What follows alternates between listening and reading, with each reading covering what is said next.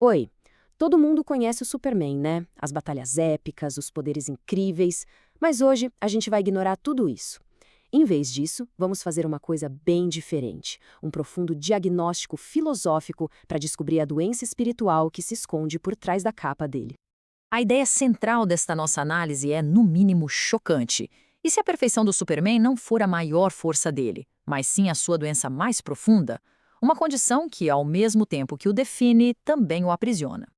Bom, para diagnosticar uma alma, não dá para usar ferramentas comuns. A gente precisa de um conjunto de instrumentos bem específico, uma estrutura ontológica que nos permita entender a própria arquitetura do ser.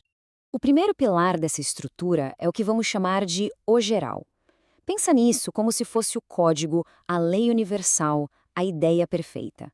É aquela ordem abstrata que dá sentido a tudo. Sem isso, a existência seria só um monte de fatos aleatórios, sem conexão nenhuma. Aí, na outra ponta, a gente tem o individual, ou toditi, em grego, que significa literalmente esta coisa específica.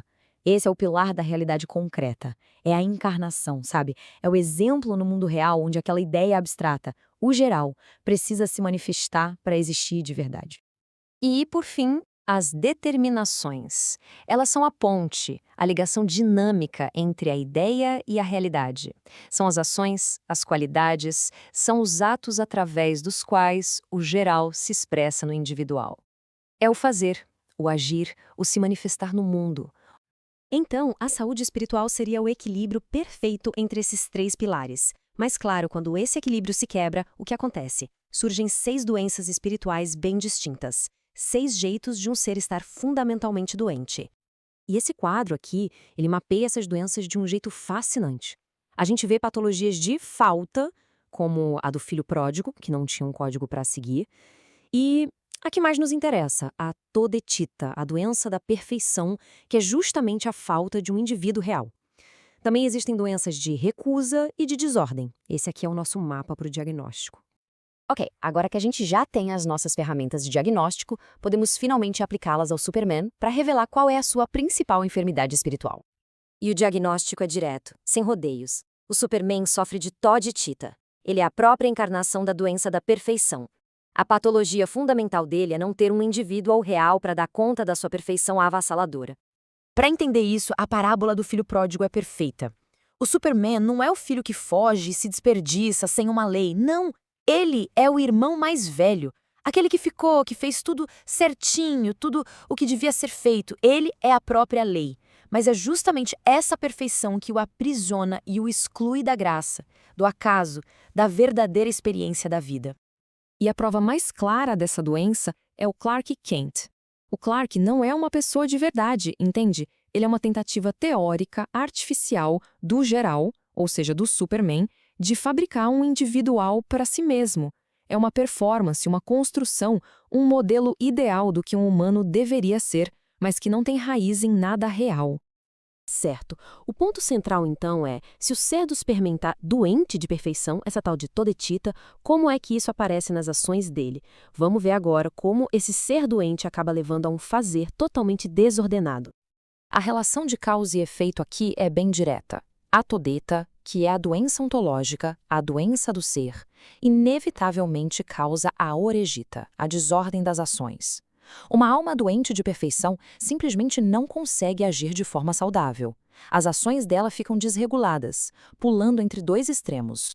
O primeiro sintoma é o que a gente chama de oretita aguda. Essa é a vida pública do Superman. Igual ao Zaratustra de Nietzsche, ele desce da montanha como uma encarnação de uma vasta natureza geral e entra numa correria sem fim de ações espetaculares. Só que são ações no vazio. São simili-determinações, simulações de um engajamento real, mas que, no fundo, não alteram a condição humana em sua essência. Já o segundo sintoma é a oritita crônica, e esse é o estado existencial privado dele, a melancolia, aquela tristeza depois da vitória. É como um anjo para quem nada acontece. Cada vitória do Superman já estava de certa forma garantida pela sua perfeição.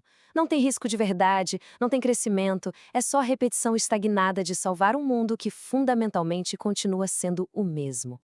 E isso tudo nos leva à camada final, e talvez a mais trágica desse diagnóstico. O choque total entre a doença interna do Superman e a doença do próprio mundo em que ele vive. O mundo moderno, de acordo com essa análise, sofre de acatólia. É a doença da civilização, uma recusa consciente, ativa, do geral. É a filosofia do nominalismo, aquela que diz que ideais como verdade e justiça são só nomes, não realidades. É um mundo que trocou a busca pela verdade pelo culto à exatidão dos fatos. E é aqui que mora a tragédia final. O Superman, que sofre de todetita, um geral que precisa desesperadamente de um individual, é forçado a existir numa civilização que sofre de acatolia, uma cultura de individuais que recusa conscientemente o geral. Ele é a verdade numa era que não acredita em verdades. Ele é a lei metafísica no mundo que só acredita em fatos empíricos. Então, esse é o quadro completo: uma patologia primária, ontológica, todetita, a doença da perfeição; uma patologia secundária, comportamental, oretita, uma vida de ação vazia; e uma patologia contextual, cultural. A doença dele é o exato oposto da doença do mundo, a acatólia, o que garante uma incompatibilidade existencial trágica. No fim das contas, dentro dessa estrutura filosófica, ele não é o super-homem de Nietzsche. Na verdade, ele é o oposto. Ele é o geral, a ideia perfeita, que é estruturalmente incapaz de se tornar, de verdade, um homem. Isso nos deixa com uma última pergunta. Se a própria natureza de um salvador perfeito o torna incompatível com o mundo que ele se esforça tanto para salvar, será que o maior heroísmo dele não está nos seus grandes feitos, mas sim no simples e trágico ato de suportar a própria existência paradoxal?